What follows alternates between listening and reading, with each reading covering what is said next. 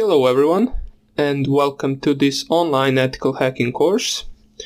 Now, before we begin, I would like to talk about a few things that you might be interested in, such as legal side of using the things that you will learn in this course, and also you are probably wondering what could possibly make this course different from any other course you attended online or any other course you watched on YouTube, Udemy, or basically anywhere else. So let me first answer the second question. Well, there is a difference between this course and other courses that you probably watched. First of all, I decided to split this course in the three sections, the beginner section, the intermediate section, and the advanced section. Now, the thing that differs this course from other courses is the advanced section. Basically, what we will be doing in the advanced section is making our own tools. We will be coding our own advanced tools. And not the basic kind of tools. Most likely we will be coding our own Metasploit framework, for example. Now, for those of you who know that is, it basically means we will be coding our own command and control center that can receive many connections from other PCs, not just one. We'll be coding in the advanced reverse shell, backdoor, keyloggers, and many other tools used by ethical hackers.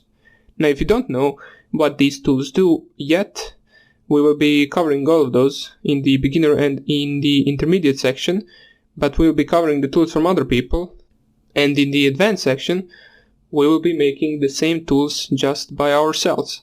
Now, the programming languages that we will be using will be Python and C, because I find those programming languages mostly used by ethical hackers. C is a low-level language. Basically, it is harder than Python, and things that you can do in Python in like 3 lines takes you about 20 lines in C. But we will be covering both of those programming languages. Python so you can make things faster, and C so you can understand things better. We will also be covering in the advanced section a little bit of assembly language, which we will be using for our exploit development part.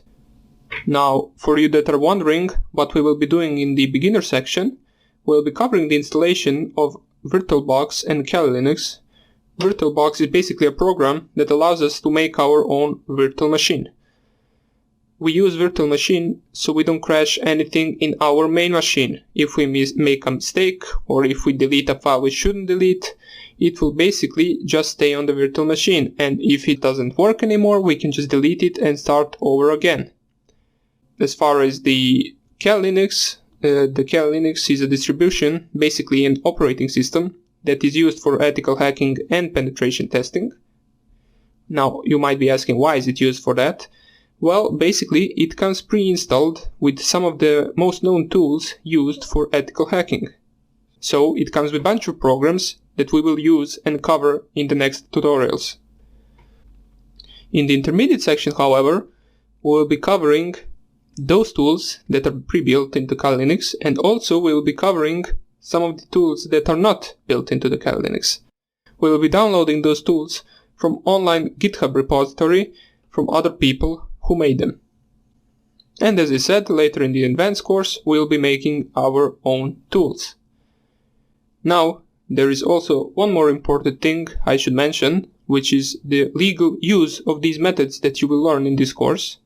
You should not be using these methods on any device or website you do not own, or on any device or website you do not have permission to use. It can get you into some serious trouble and possibly a jail time if you make a big mistake. So please do not test any of these methods on devices you do not own. We can make all of the things we need in our virtual environment, and we can do our attacks from there. Now that's about it. I hope you will enjoy this course, and I hope I see you in the next lecture where we will be downloading VirtualBox and Kali Linux. Hope I see you there, and take care.